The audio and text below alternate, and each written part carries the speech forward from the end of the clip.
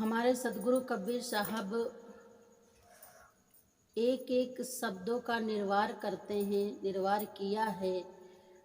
अगर हम समझ ले, विधिवत जान ले, तो भ्रम सारे दूर हो जाएंगे। एक भाई ने कहा, साहब हमको तत्वों के विषय में बताया जाए और पंच महाभूतों का निर्माण कैसे हुआ। तो भाइयों, पंच महाभूतों का निर्माण कैसे हुआ।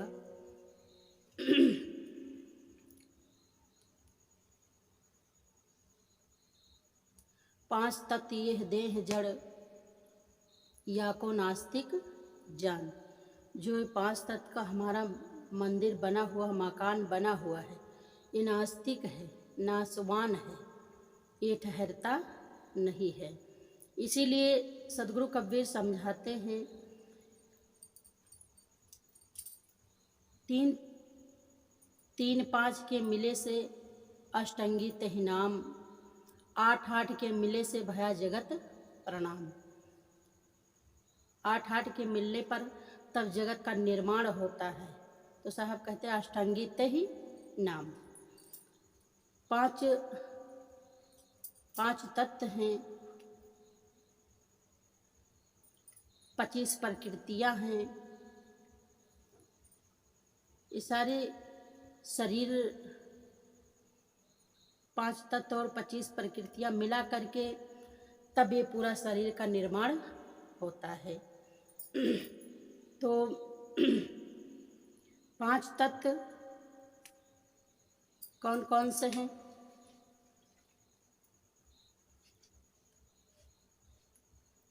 पांच तत्व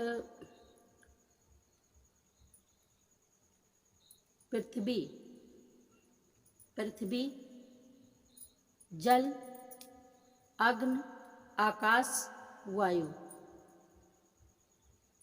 ये हमारे 5 तत्व हैं। पृथ्वी, जल, अग्नि, आकाश, वायु। 25 5 के 25 प्रकृतियां भी हैं। पृथ्वी में हाड़, मांस, चाम, त्वचा, रोम। पृथ्वी तत्व के हाड़, मांस, चाम, त्वचा, रोम। जल तत्व के रक्त, पसीना, राल, मूत्र, वीर्य। ये जल तत्व के हैं। और अग्नि तत्व के भूख, प्यास, आलस, निंद्या, जमुहाई। आकाश तत्व के काम, क्रोध, लोभ, मोह, अहंकार। पवन तत्व के वायु के बोलन, चालन, बटोरन, सिकोड़न, धामन। ये पांचों तत्व के 25 प्रकृतियां हैं जो हमारे शरीर को चलायमान है रखती हैं। और इससे ऊपर उठ करके सबसे श्रेष्ठ चेतन जो इस मंदिर में बैठा हुआ बोल रहा, डोल रहा है, यही सत्य है, यही सत्य है। इस अगर चेतन न रहे तो ये सारी प्रकृतियां बेकार हो जाएंगी। चेतन सबसे श्रेष्ठ है जो सबको चलायमान रखता है। और तीनों गुण, रजोगुण, सतोगुण, तमोगुण, तीनों गुण प्रकृति के ही सत्ता से उत्पन्न है। प्रकृति के ही सत्ता से उत्पन्न है। जो प्रकृति स्वरूपा माया कहलाती है। माया कहलाती है। जो दृष्टा के संचालन से चलती है। दृष्टा कहते हैं चेतन को, दृष्टा कहते हैं चेतन को। इसके अनेकों नाम हैं। दृष्टा कह दिया, मन कह दिया, जीव कह दिया, ब्रह्म कह दिया, अनेकों नाम हैं। तो प्रकृति की सत्ता से तीनों गुण उत्पन्न है, जो प्रकृति स्वरूपा माया कहलाती है। और जो दृष्टा के संचालन से चलती है। अगर चेतन न रहे तो ये शरीर किसी काम का नहीं रह जाएगा, और चेतन है तो सारी सत्ताएं चलायमान है।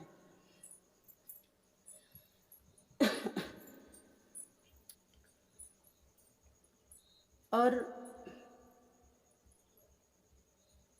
5 तत्व के 5 रंग भी हैं, 5 तत्वों के 5 रंग भी हैं। पृथ्वी का पीला है, जल का सफेद है, जल का सफेद है, हवा का, वायु का हरा है, अग्नि का लाल है, अग्नि लाल है, आकाश का नीला है। ये पांचों तत्व के 5 रंग हो गए। इसीलिए साहब कहते हैं, रंग हिस्से रंग उपजा सब रंग देखा एक, कौन रंग है जीव करता कर करहूं विवेक। समस्त रंगों को देखने वाला सिर्फ एक ही है, जो चेतन है। सब में वही प्रकाश है, एक ही रंग का है। रंग से रंग उपजा सब रंग देखा एक, कौन रंग है जीव करता कर करहूं विवेक। जास मोह सब जीव का, सदगुरु कबीर साहब कहते हैं, जास मोह सब जीव का डर उपजत है जान, सो देहि छिरभंग है ठहरे नहीं निदान। क्योंकि इस जीव को इस देह से मोह हो जाता है, इतना मोह करता है कि इसको छोड़ना ही नहीं चाहता है। इसीलिए सदगुरु कबीर साहब हमारे बता रहे हैं अपने साखी के माध्यम से कि जास मोह सब जीव का डर उपजत है जान, सो देहि छिरभंग है ठहरे नहीं निदान। ये जीव डरता क्यों है, किस लिए डरता है? क्योंकि इसके संयोग में है। शरीर को बचाने के लिए हम दर बदर सर पटकते रहते हैं कि ये छूटे ना, ये छूटे ना, ये बची रहे, लेकिन ऐसा नहीं हो सकता है, क्योंकि इतना मोह कर बैठा है, इतना मोह में फंस गया है, इसको छोड़ना ही नहीं चाहता है। वो ये बचेगी नहीं, ये बचेगी नहीं। इसको बचाने के लिए हम जगह जगह सर पटकते रहते हैं कि ये बची रहे, फिर भी ये बचेगी नहीं। क्योंकि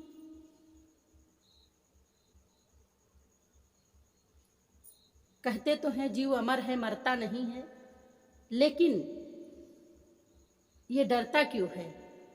डर इसीलिए रहा है कि ये डर के संयोग में बैठा हुआ है, डर के संयोग में बैठा हुआ है, इतना मोह कर बैठा है।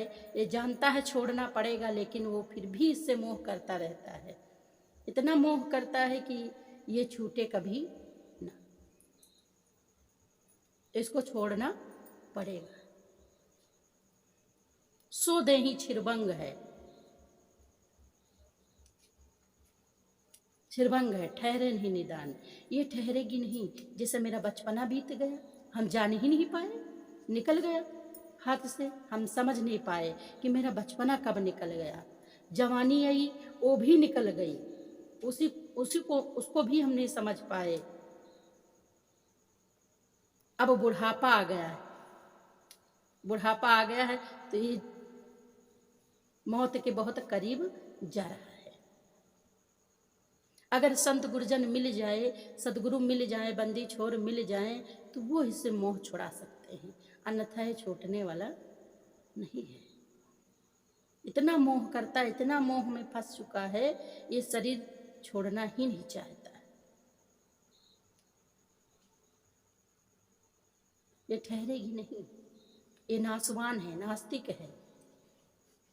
ये मिली है तो इसके संजोग में हम रहते हुए अपना कार्य कर लेना है। संत गुरु के शरण में बैठ करके पढ़ लेना है कि इतना मोह क्यों। जब संत गुरुजन मिल जाएंगे तो मोह को हटा देंगे, इस तरह सहज बता देंगे कि देखो रहना तो है इसके संजोग में, लेकिन न्यारे रहना है, रहना है लेकिन इससे हट के रहना है।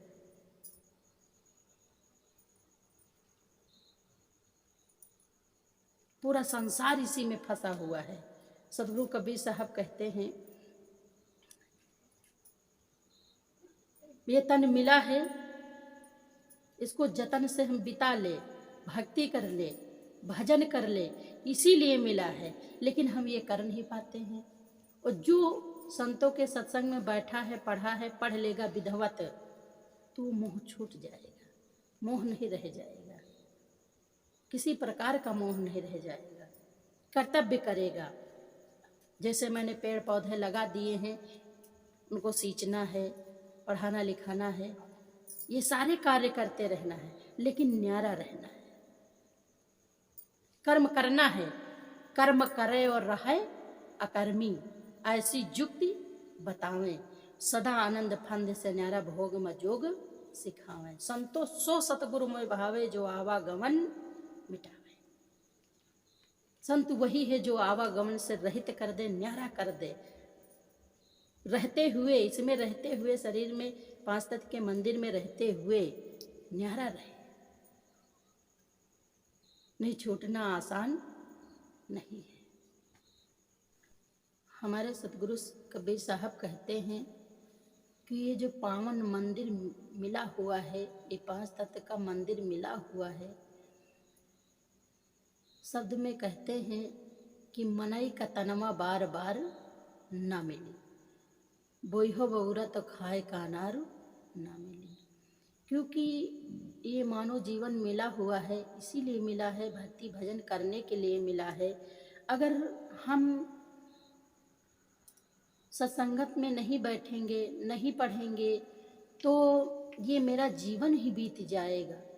ये अवसर बार बार नहीं मिलता है, बार बार नहीं मिलेगा। पता नहीं कितने खानियों से हम भटकते आ रहे हैं, 84 से हम झेल कर आ रहे हैं, तो ये मानो तन प्राप्त हुआ है।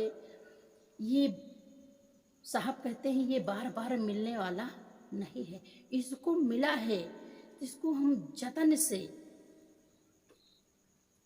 और पहचान ये करना है कि किस लिए मिला है, भक्ति भजन करने के लिए मिला है। लेकिन हम देखते हैं कि जो हमको करना चाहिए वो हम नहीं कर रहे, जो नहीं करना चाहिए वो हम पूरा समय अपना बर्बाद करते हैं। अगर एक पल हम संतों के शरण में बैठ जाएं, उनके सत्संग में बैठ जाएं, तो ये जीवन का उद्धार हो जाएगा, जीवन ही बदल जाएगा। इसीलिए पावन मंदिर मिला हुआ है। ये तन बार बार नहीं मिलेगा, बार बार अवसर नहीं आता है। और सदगुरु कबीर साहब कहते हैं जो हम बोएंगे, खेतों में जैसे फसल बोई जाती है, जो हम बोएंगे उसी को हम काटेंगे। जो मैंने कर्म किए हैं उसी का फल हमको मिल रहा है। अगर हम अच्छे संस्कार धारण कर ले, अच्छा चले करें, तो मेरा जीवन ही सुधर जाएगा, जीवन मेरा बदल जाएगा। क्योंकि ये बदलेगा कहाँ, ये संसार में नहीं बदलेगा, ये संसार में नहीं बदलेगा, ये संतों के शरण में बदलेगा, संतों के सत्संग में बदलेगा। क्योंकि ये अवसर कब मिले इसका कोई अता पता नहीं है। इसीलिए साहब कहते हैं लख 84 भरम के, लख 84 भरम के पौपर अटका आए, और अब की पासा न पड़े फिर 84 जाए। साहब कहते हैं इतनी खानियों से हम गुजर करके आए हैं, हाथी घोड़ा कुकुर बांदर सियार कितनी खानियों से हम बदल के, मानो शरीर मिला है, मानो तन मिला है, फिर हम ऐसे कर्म करेंगे तो फिर 84 में चले जाएंगे। साखी बता रही कि हे जीवो, हे मानो, लखों शब्द बता रहा, लख 84, क्योंकि सबसे श्रेष्ठ हो, मानो ही सबसे श्रेष्ठ है। इसीलिए सदगुरु कबीर साहब कहते हैं कि हे मानो लखो, इस 84 को लखो। 84 में एक कुत्ता है, लोग डंडा मार देते हैं, कोई औजार मार दिए, घाव हो गया और कीड़े भी पड़ जाते हैं, छटपटाते रहते हैं। तो ऐसा हम कर्म ना करें कि जो हम फिर इन खानियों में जाए। ये मानो ही लग सकता, मानो ही पहचान कर सकता है कि लख 84, साहब कहते हैं लख 84 भरम के इन खानियों से होते हुए हम आए हैं, तो मानो तन मिला हुआ है, ये 5 तत्व का मंदिर मिला हुआ है। लख 84 भरम के पौ पर अटका आए, अब की पासा न पड़े फिर 84 जाए। फिर ये मानो तन सफल ना हो पाया, ये फिर कारज ना हो पाया, तो फिर उसी 84 में चला जाएगा। कब अवसर मिले इसका कोई भी पता नहीं है, कब ये शरीर मिले इसका अता पता नहीं है। साहेब साहेब